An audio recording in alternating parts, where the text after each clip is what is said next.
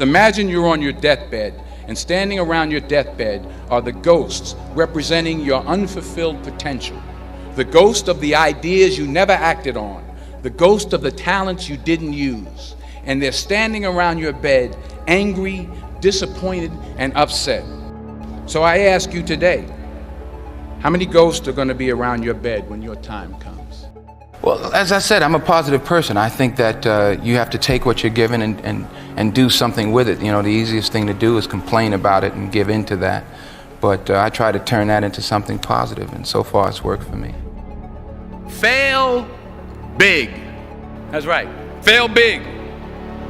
Today is the beginning of the rest of your life, and it can be very frightening. It's a new world out there. It's a mean world out there, and you only live once. So do what you feel passionate about. Take chances. To get something you never had, you have to do something you never did. I found that nothing in life is worthwhile unless you take risks. Nothing.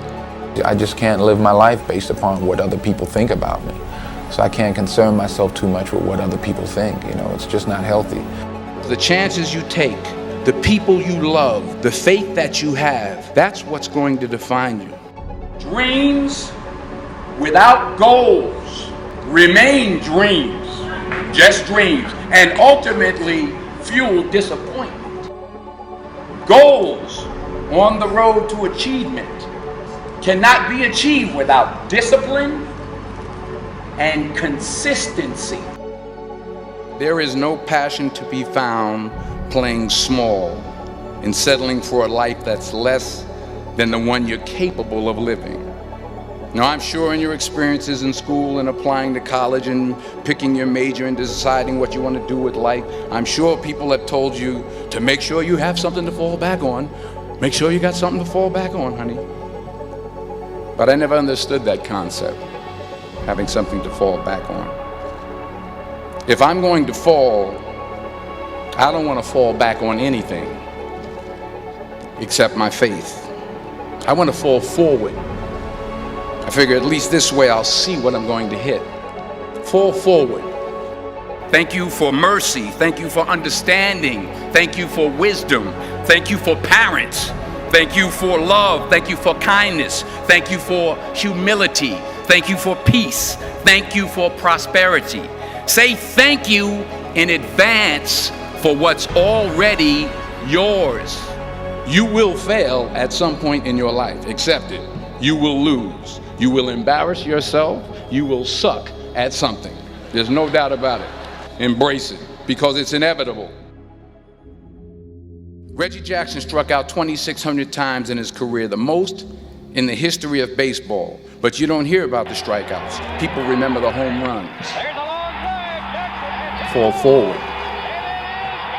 Thomas Edison conducted 1,000 failed experiments. Did you know that? I didn't know that.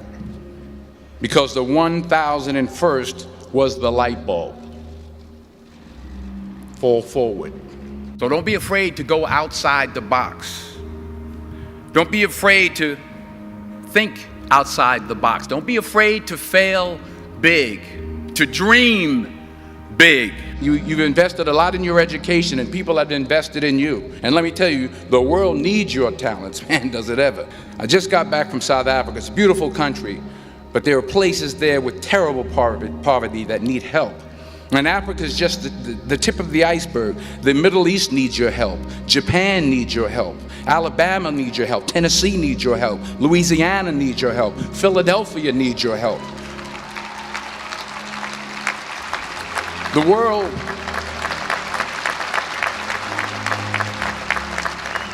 world needs a lot, and we need it from you. We really do. We need it from you young people. I mean, I'm not speaking for the rest of us up here, but I know I'm getting a little grayer. We need it from you, the young people, because remember this. So you got to get out there. You got to give it everything you got, whether it's your time, your talent, your prayers, or your treasures.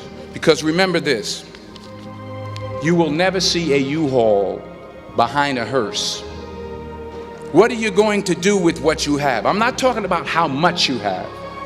Some of you are business majors. Some of you are theologians, nurses, sociologists. Some of you have money. Some of you have patience. Some of you have kindness. Some of you have love. Some of you have the gift of long suffering. Whatever it is, whatever your gift is, what are you going to do with what you have? If you don't fail, you're not even trying. I'll say it again. If you don't fail, you're not even trying. My wife told me this great expression. To get something you never had, you have to do something you never did. Because taking risk is not just about going for a job.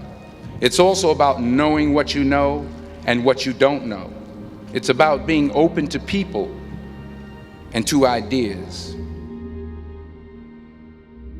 40 years ago, March 27th, 1975, it was 40 years ago, just this past March, I was flunking out of college.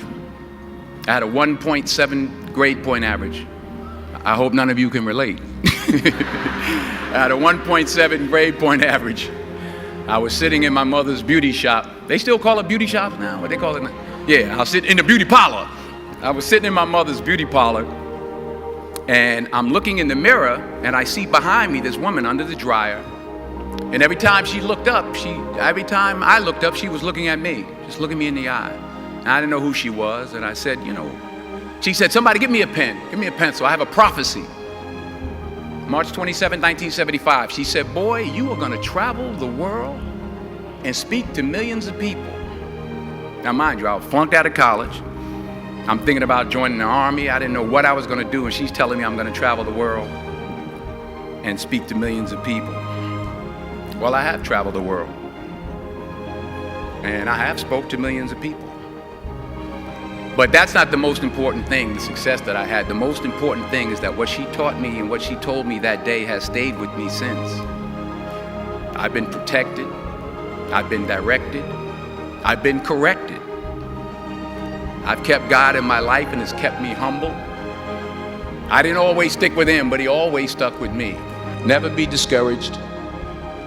Never hold back. Give everything you got. And when you fall throughout life, remember this: fall forward. So never give up. Without commitment, you'll never start. But more importantly, without consistency, you'll never finish. You have to work at it every day. You have to plan every day. You've heard the saying, we don't plan to fail, we fail to plan. Hard work works. Working really hard is what successful people do.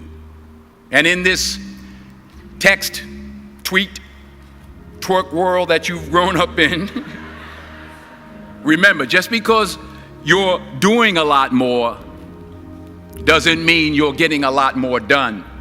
Fall down 7 times, get up 8. Don't confuse movement with progress. My mother told me, she said, yeah, because you can run in place all the time and never get anywhere. So continue to strive, continue to have goals, continue to progress.